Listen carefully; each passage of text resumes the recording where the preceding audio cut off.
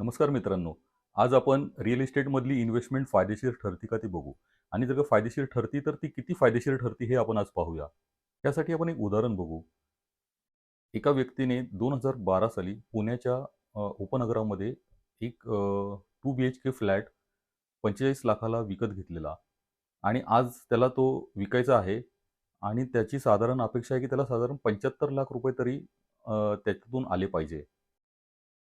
आपल्याला वाटेल की 45 लाखाचे आता 75 लाख झाले. म्हणजे ह्यामध्ये त्याचं 30 लाख रुपये ॲप्रिशिएशन झालं. तर ही खूप चांगली डील आहे. पण तुम्हाला विश्वास बसणार नाही, ह्याचा रिटर्न ऑन इन्व्हेस्टमेंट जो आहे, तो 5% च्या वर नाहीये मित्रांनो. आज तो फ्लॅट जो त्यांनी इन्व्हेस्टमेंट म्हणून घेतला होता, तो विकला जात नाहीये. कारण की आजकाल पुण्यामध्ये नवीन फ्लॅट्स हे भरपूर अवेलेबल आहेत. त्यामुळे कोणीही व्यक्ती फर्स्ट प्रेफरन्स हा कायम नवीन फ्लॅट घेण्याला देतात. आणि आपण धरून चालू, हा जरी फ्लॅट त्याचा विकला गेला, तरी त्याला जो रिटर्न ऑन इन्व्हेस्टमेंट आहे, हा 5% पेक्षा जास्त नाहीये.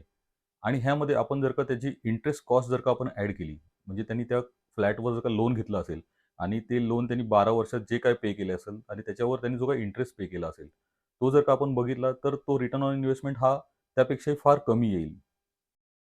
तर या उदाहरणातून आपण असे बघू शकतो, की रिअल इस्टेट इन्व्हेस्टमेंटमध्ये रिटर्न ऑन इन्व्हेस्टमेंट्स हे फार कमी आहे आणि त्याहूनही ह्याच्यामध्ये लिक्विडिटी अजिबात नाहीये.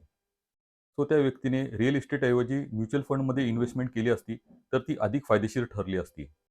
35,000 हा जो त्याचा ई-एम-आय होता, त्याऐवजी त्यांनी 35,000 एस-आय-पीमध्ये टाकले असते, तर आज त्याचे 1,13,00,000 रुपये झाले असते.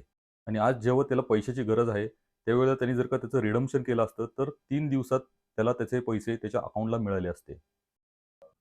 त्यासारख्या अनेक बाबी जाणून घेण्यासाठी व गुंतवणूक सुरू करण्यासाठी खालील दिलेल्या नंबरवर आम्हाला आजच संपर्क साधावा आणि आमचा YouTube चॅनल फॉलो करा आणि आमच्या वेबसाईटला भेट द्या. धन्यवाद.